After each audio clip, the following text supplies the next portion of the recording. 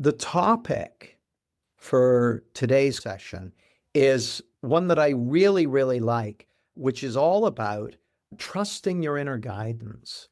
And one of the things I often find when people first stumble across the principles is they really, really love the idea of wisdom being like the quiet voice of guidance and that sort of thing. But then one of the questions that often comes up is, well, how can I tell when it's wisdom versus how can I tell when it's thinking or thought or that sort of thing?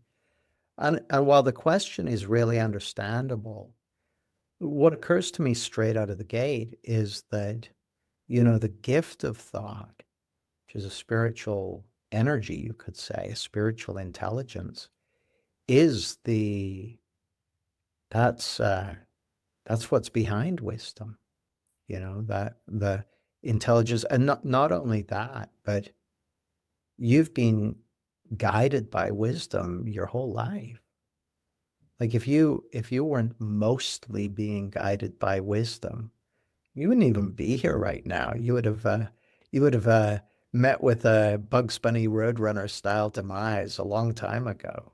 Like the wisdom and intelligence behind life is guiding you all the time, but in a way that is apprehendable to each one of us at our, whether you think of it as level of consciousness or level of understanding or grounding or whatever, is there for all of us. And so one of the pieces of advice or suggestions I give when I'm working with coaches around helping their clients tune into wisdom is to lower their standards for wisdom.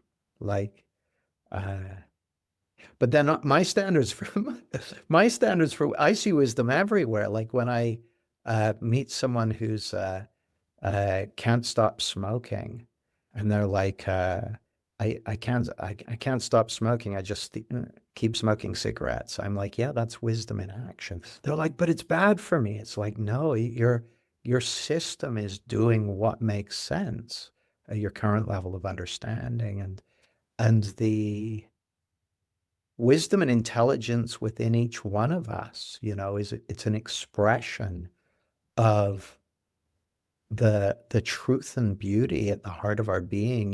There's a line from a Sid Banks recording called Mind and Insecurity. He starts out saying, the mind doesn't belong to you and me. You just borrow it because the mind is a very spiritual thing. Uh, you can't find out what it is. You can't describe it, but the mind is a spiritual energy that has knowledge of literally all things. Now, when I first heard that, I was like, what? How could it have knowledge of all things? But then I thought about it and I was like, well, if there's something behind life that has, the flowers blooming and the birds singing and flying in the sky, and our nervous systems developing, that has each one of us breathing in and out and in and out. Well, that deeper wisdom and intelligence is also the source of every insight, every realization that every person on the planet has ever had. Why do I mention that? Well, the reason I mention that, good question, Jamie. The reason I mention that is because I was thinking about this quote it's attributed to Albert Einstein. Pretty much everything interesting on the internet these days is attributed to Albert Einstein. So I don't know whether he actually said it, but it's pretty good. And certainly squares with much of what's reported as being his way of thinking about things. He said, the intuitive mind is a sacred gift, and the rational mind is a faithful servant. We've created a society that honors the servant and has forgotten the gift.